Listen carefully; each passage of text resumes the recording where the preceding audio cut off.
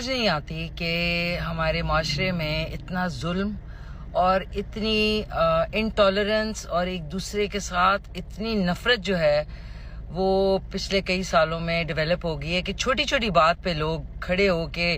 गाड़ियां रोक के एक दूसरे को गालम गलोच, उसके बाद एक दूसरे के ऊपर गन्स तान लेते हैं छोटी सी बात पे।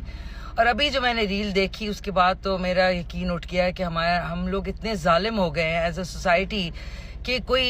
हदें सारी पार हो गई हैं। कि एक रेडी वाला है, वो एक आदमी को उसका सर फटा हुआ है, उसको गोद में लेकर उस खुद का भी सर फटा हुआ है, और पीछे से आता है आदमी बैट लेके और धाड़ करके उसके सर के ऊपर बैट मारता है और वो भी उसके ऊपर गिर जाता है। और ये वहां पे लोग खड़े हुए कह रहे होते हैं 1122 को बुलाओ, 1122 को बुलाओ। मतलब 30 रुपए के पीछे एक आदमी का सर फाड़ दिया, पता नहीं वो जिंदा भी है कि नहीं है, और दूसरा जो है इसकी गोद में लहू लुहान पड़ा हुआ। मतलब इतना जुल्म है यार। और मुझे वो वाकया याद आ जाता है 2010 में मुनीब और मुगीज का, कि सियालकोट में उन दो लड़कों को बेचारों को डंडों से मार मार के, और सारे खड़े वो छोटे छोटे फोन उस वक्त होते थे उससे वीडियोस बना रहे थे, और किसी ने उन जालिमों का हाथ नहीं रोका, हालांकि उनके पास सिर्फ डंडे थे, कोई पिस्तौलें या गन्स नहीं थी।